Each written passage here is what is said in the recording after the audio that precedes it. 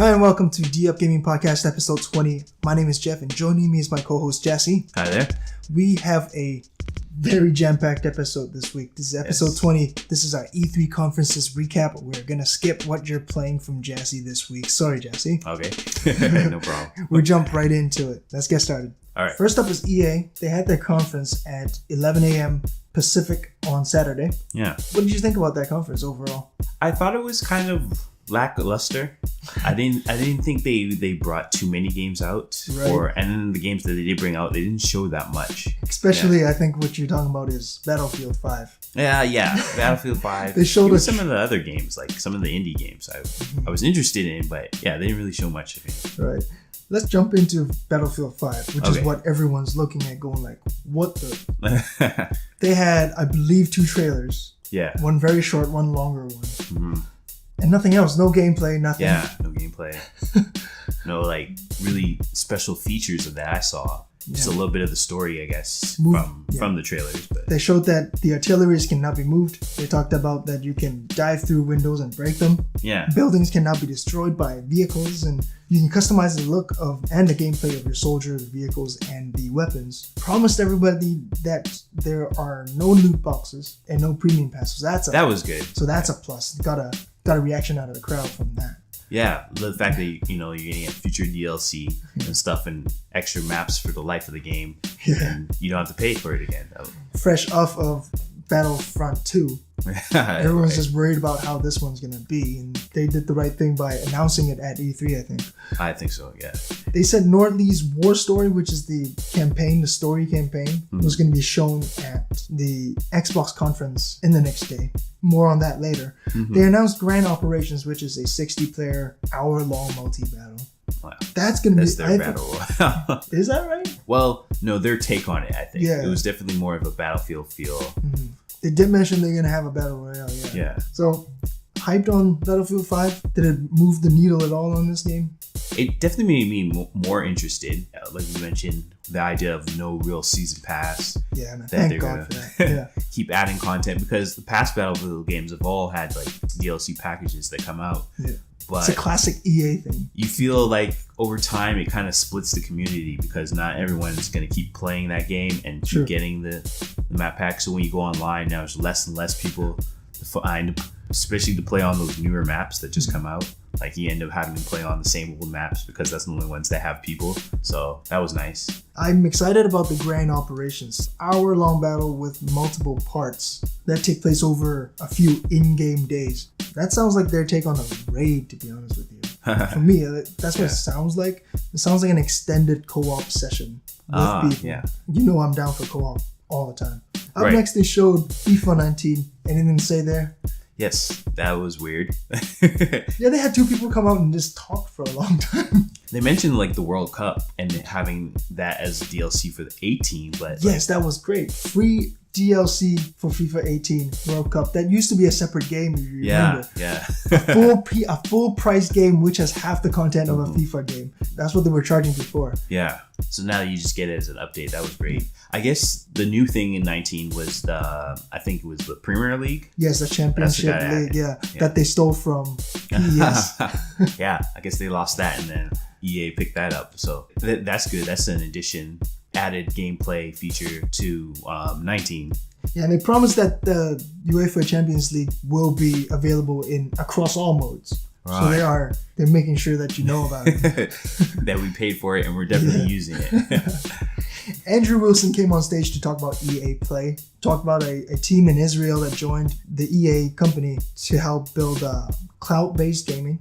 It's not ready yet. They didn't say much more about that. The main thing that he came out to focus on is the Origin Access Premier later this summer, which is their Game Pass, really, yeah. Yeah, that seemed really cool, because I think that's the future of gaming, really. The idea that any device you're on, you can stream to it, and it doesn't really matter how powerful your thing is, or as long as you just have one and how powerful your internet connection is, basically. The fact that you can get all these different EA games, and I looked it up, it's pretty much the same price as it is right now, so I believe Which is how much? It was $9.99 US a month, so to be able to like stream, Battlefield 5 when it comes out, for FIFA 19, like And Madden on PC, the first time in 10 plus years. Yeah. They showed a montage of videos of games that they're going to include. One that caught my eye is a Batman clip. Oh, yes. Yeah. Do you recognize which game that was from? Actually, when I looked at the list, there's like 100 games that will be accessed. A lot of them are older games, so don't get too excited. But yeah, it had pretty much all the Batman games. The thing that cracked me up during his little bit is he talked about he want the users to enjoy the joy of subscription. The joy of subscription. Well, everything is kind of getting into that right now. Like people listen to music through like Spotify or Pandora now, more so I think than even downloading off of iTunes. Right. You know, you have Netflix, Hulu. Xbox has their own Game Pass. PlayStation has PS Now. Nintendo Switch Online has that little retro library thing. Yeah, I think that's the idea. That's the future. Absolutely.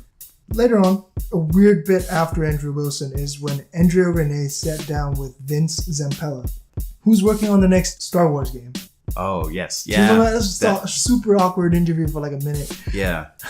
It's almost like, why? Yeah. If you're not going to even show anything, like not even a screenshot or two, like that is coming, I guess so.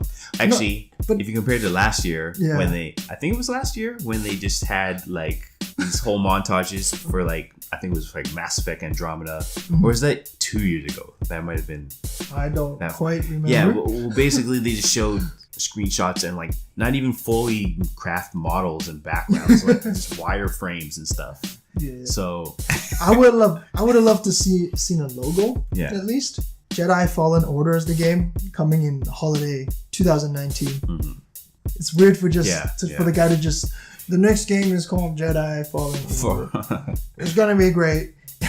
Game is set between 3 and 4, episode 3 and 4. Yes. When Jedi are being hunted. Yeah, we don't even know like what type of game. Yeah, we know nothing. Third person, first person. Yeah. Is it like, are you playing as a Jedi? Are you playing as just troopers? Or yeah, he did confirm that. He did say that you will be playing as Jedi. Oh, okay. Yeah. All right. From that, they jump straight into Star Wars Battlefront 2, adding new characters. Nothing fancy there. Yeah. If you're in, you're in. If you're not, whatever. Then they showed off the 2 EA original games, which to me were the highlights of this conference. Yeah. Unravel 2, that was released right at the end of that conference. Yeah, that was cool. And then like more co-op this time around. Right. Designed for 2 players. I believe the 2 characters are tied by the same yarn. Yeah. If you're playing solo, you switch back and forth. And if you're playing with the other person, you each control. I enjoy the pacing of the stage that they showed. They had a bird? Yeah, I think it was like a chicken or something. It's just chasing after them, kind of snapping at them. I think the co-op elements are cool. Yeah, there's a unusual art style. Like the bird, for instance, was kind of like almost like a shadow. You can kind of see it, but like it was only them. The characters were more highlighted, and everything else was kind of in the. I'm very excited, actually. Yeah. Didn't really finish the first one. I think the first one was a free game at one point for PlayStation Plus. Oh, okay. I'm pretty sure I picked it up and downloaded it. Yeah. Or was it just a demo, I think? Yeah, but from what I've played of the game, it was kind of fun. I'm going to look forward to playing it with someone. The next one is probably my favorite part of the show. EA Originals, Sea of Solitude, when I believe the director of Yo My Studios came out, talked about loneliness, anger, worthlessness, hopelessness for this character, which turned her into a monster. Usually I don't like people standing on stage talking about their game. I just want them to show me the game. Right. But the passion she had for the title, that touched me a little bit. So I can't think I've ever heard of a story or a concept like this in a game before. Yeah. So it's definitely original. Yeah, so that's always great. It's nice to see EA supporting the indies as well. Mm-hmm. It looks like all the big companies are trying to do some of that. Yeah, that sort of like helping them out. Yeah. Putting these smaller games forward. Because that's the thing with a lot of these indies. Is like everyone can make one, but not all of them are necessarily good, and they get kind of lost because they don't have the marketing push and they're kind of helping out there. That's great. Jumping into NBA Live 2019. Nothing to say there. Generic trailer. One thing about the trailer though, I gotta say the animations looked a lot better than the past live games. Right, that's true. I think they look a lot smoother. They didn't look as much of a video game. That was an engine, right? Too, right? It looked like it was an engine. Yeah, it looked like it was in an engine. So that's why I was like, oh, okay, I'm interested. That Frostbite doing work. Yeah. Madden 19 had a weird trailer. They showcased the champion, the Madden NHL 19 champion, 18 champion, young kid. Came out with Juju Smith-Schuster. Stood on stage for how long? 5 minutes? Yeah. Doing the weirdest interview. Kind of talking about. Yeah. That wasn't planned or pre-done. I think it was just off the cuff. It seemed. Was it on the cuff? Okay. I don't know. Well, either that or they didn't rehearse that much. It sounded like some of the lines were pre-planned. Yeah. But the timing. So I'm thinking about the pacing of the show. They jumped from the Sea of Solitude, which everyone was excited about, to this guy who wasn't painted in a very good light, because the first video was him just super salty. Yeah.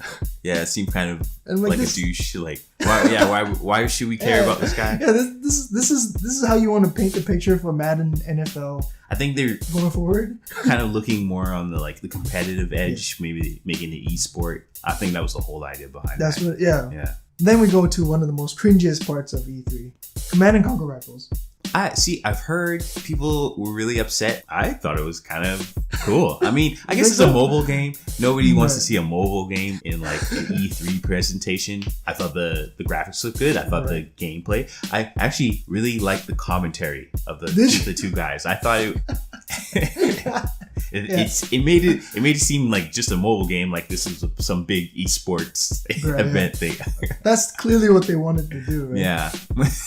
What I thought, and what I think what most people thought was, why was this game given so much time? That's true. It was on stage for to have that whole sequence. Yeah. Run him on stage. It's cool. You got the RTS, which is a little slower paced, right? You control 3 zones to control a missile, which you can destroy the enemy base with. I think the game is interesting, but having 4 people come out on stage. Yeah. 2 commentating, 2 playing. And I guess I'm not familiar with those guys. They seem to have certain names, like usernames that they mentioned, but I was like, who are they and why should I care? One of the guys playing was the esports champion. Okay. And the other one, I believe, is one of the developers of the game. All right. Didn't know that. It's just, man. I would have loved to see, like, I don't know, FIFA given more time. Battlefield. How about Battlefield? No gameplay from Battlefield, but we got gameplay from Command and Conquer Rivals. Like 5 minutes of it. Good solid. Yeah, we did not. Yeah, a full game. We did not need to see that. Finally, Anthem showed a lot of stuff. What did you think? Looks very good. I like the different classes or type of javelins. That's what they call the suits. I thought that was weird because they gave names to the 4 suits. Yeah. Ranger, Colossus, Interceptor, and Storm.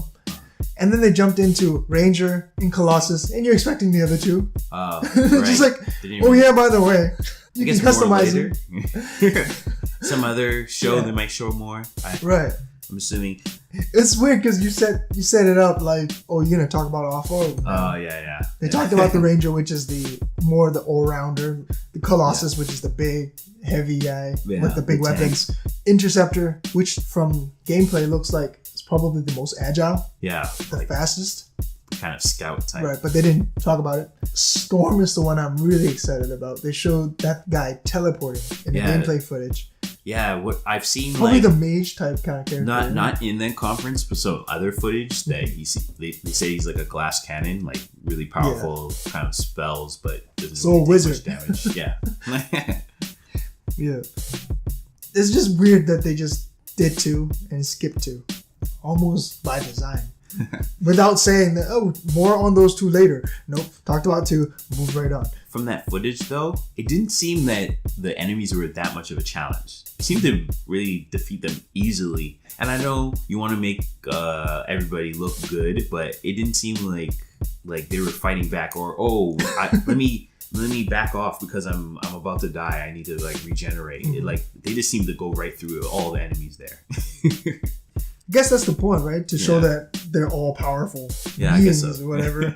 Lord knows, they've got to be some challenge, right? Yeah. That's the only thing I was worried about. It's just the way it looked. Right. I'm excited about the fact that you're playing in a shared world.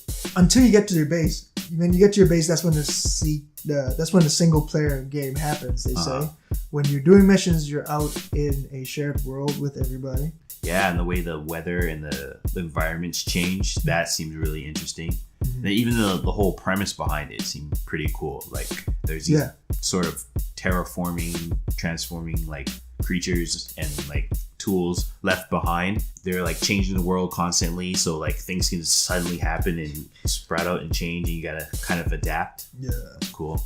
Again, no loot boxes. Yeah, only cosmetics and vanity items, and they're not random. Yeah, you know exactly what you buy. That's very cool, especially after the whole Destiny thing. I think everyone is kind of salty about that. Yeah, how you can just keep playing and then never get that one thing you want. Well, that sucks. Excited about Anthem? Very much so. Very much so. Do you think the comparison? I still want to learn a little bit more. Right. Yeah, because I don't know how it compares to Destiny in that sense. I almost think it's unfair because they also said right out there's no PvP, right? Yeah. So people are getting on it for not having PvP right away. But I see it as a different game. That way. Yeah, I see it as a different game. Just a different game, right? When they talked about it, I almost think Monster Hunter. Because they said when you're in the base, it's a single player game, which is kind of like how Monster Hunter does it. And when you're out in the world, that's when you see other players. Right. Now, Monster Hunter, you only have 4 players. I would like that, actually. If it was like that. Yeah. Because I really do like Monster Hunter. I like the idea of like the systems in Monster Hunter. Mm-hmm. And if you can bring that to more of a sci-fi setting, which is more my what I like. Yeah. I'd be really interested. So that's what it sounds like at the moment, right? So I do think it's a bit unfair for people to down it already for comparing it directly to Destiny without knowing a whole lot. Let the game come out, let it breathe for a second, then we'll see what happens, man. So overall, for the conference, So overall, what do you think? Overall, I thought they had good games. They didn't show them well. I think that's probably my overall. I believe so. Me too. I think the focus on Command and Conquer is ridiculous. Yeah. It seems to their focuses seem to be misplaced for this conference. Yeah. I mean, my only thing is that the games that you really want to see, it's like you already know you want to see them, so let's not show them as much compared to the ones that you might not really want to see, and we're gonna show those more. That's my only possible reasoning why they did what they did. But even that, I don't know if it makes sense. Thanks for watching. If you like this video, please click like and drop a comment below. Hit subscribe and the bell next to it to stay up to date with our content. Our full podcast is on iTunes and Anchor. The link is in the description below.